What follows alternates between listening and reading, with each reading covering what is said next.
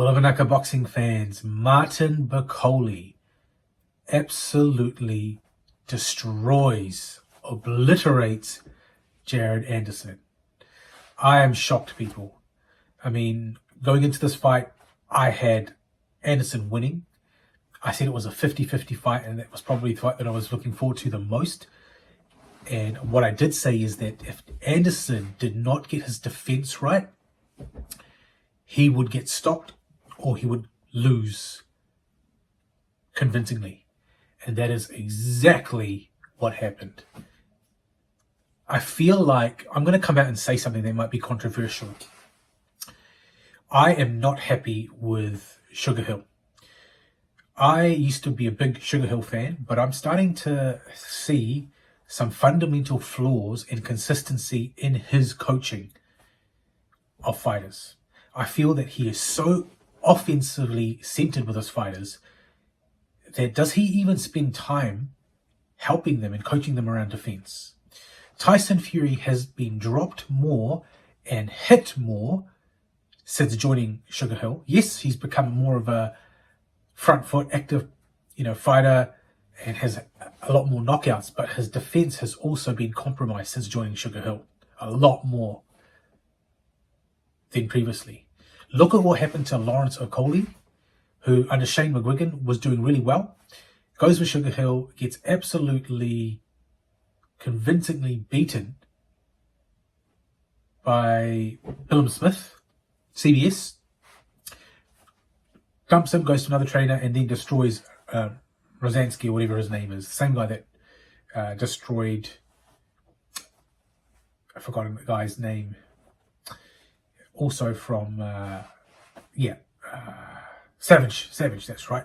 Savage the Babbage. The Savage Babbage, Alan Babbage. So, in this fight, I was hoping to see a lot of the things that Anderson was doing really well in. He was using his angles, switching from southpaw to orthodox, and all of that was working really well. In fact, the first round, he was winning the fight comfortably, and then in the last 5 seconds, he gets caught with an uppercut because, again, defensively, he's not got his hand up. Now, the writing was on the wall from then on, because you could see that the more telling punches were coming from Bakole, but Anderson started to have some success to the body, and I could see Bakole was starting to slow down, but once again, he was trying to fight fire with fire rather than moving around, boxing, being smart with his jab in and out, the way that Michael Hunter boxed Martin Bakole. I really need to go back and watch that fight, how Michael Hunter actually defeated Martin Bakole, because from what I can see is that Bakole is an absolute beast, and I really thought that Jared Anderson was the future of heavyweight boxing for the United States. But based on that performance, I think that Anderson has a lot of work to do. It was not like, kind of like back to Daniel Dubois, right? How Dubois, he had an eye issue with Joyce. His eye socket went. Then he basically, didn't make the count, or some people thought he quit. Then against Usyk, just heartened after the low blow that wasn't counted, kind of just exhausted. Jared Anderson was like knocked down so many times in this fight, and some of the times that he actually went down, he went down so heavy. I think one of the ones looked like he was falling out of the ring. And the ref probably should have stopped that fight after the second knockdown. He let him go again. And then he let Anderson take so much punishment and then stopped it. And you could see the frustration on Anderson's face. But he got his tactics absolutely wrong.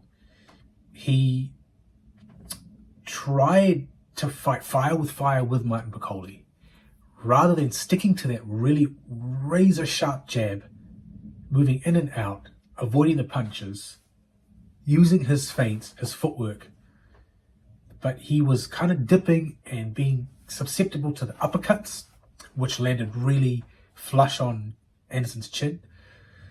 And Bakole just has got, hammer fists. Martin Bakole, to me, is like another Zhili Zhang. but with better cardio and better fitness. Oh my goodness, imagine that fight. Bakole versus Zhang. Congo versus China. Chinese power versus Congo power.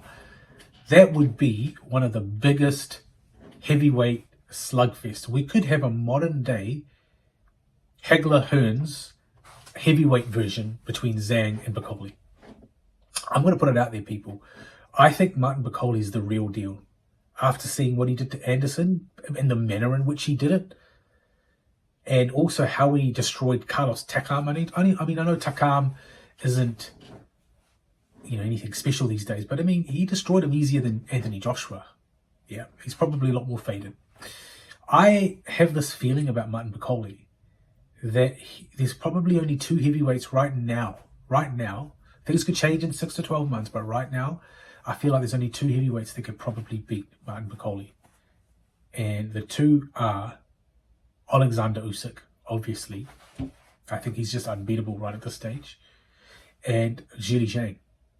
And the only way Zhilei Zhang would beat Martin Bakole is if he actually knocks him out. If it goes to 12 rounds, Martin Bakole wins on points, because Bakole throws so many punches. He keeps throwing.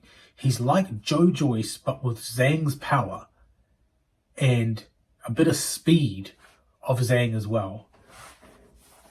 He's just amazing. He really is. I thought he was a bit overrated, but until what he did to Jared Anderson, yeah. Again, I could be wrong, because Anderson hasn't really been tested, but from all the stories you hear about him in sparring, the way he's really destroyed a lot of his opponents coming up, the way he kind of always controls the distance, even Turkey had him, as the next big thing for heavyweight boxing in the US, but yeah, looks like it ain't Jared, at least for now. He's only 24. He can still come back. But I feel this was really poor matchmaking. He should have said no. His team should have said no. And, they need to just take some time with him. What's next for Bakole? I would like to see him fight Zhang, Parker, or Caballero. I think those are the 3 fights that need to happen. I don't want to see him versus Ruiz Jr. or Miller. I think he beats them both. I think he could possibly knock out Ruiz Jr. based on today's performance. I thought, I'm going to get to Ruiz and Miller. Don't you worry about that. But I think he could actually knock out Ruiz, or even stop him, get a stoppage, TKO, and he certainly will knock out Jarrell Miller. In sparring, he's already knocked him out and given him really tough sparring. So I don't think they'll fight. So Caballero and Bakole would be an awesome fight, because Caballero will just keep targeting the body, and you could see Bakole wasn't liking those body shots.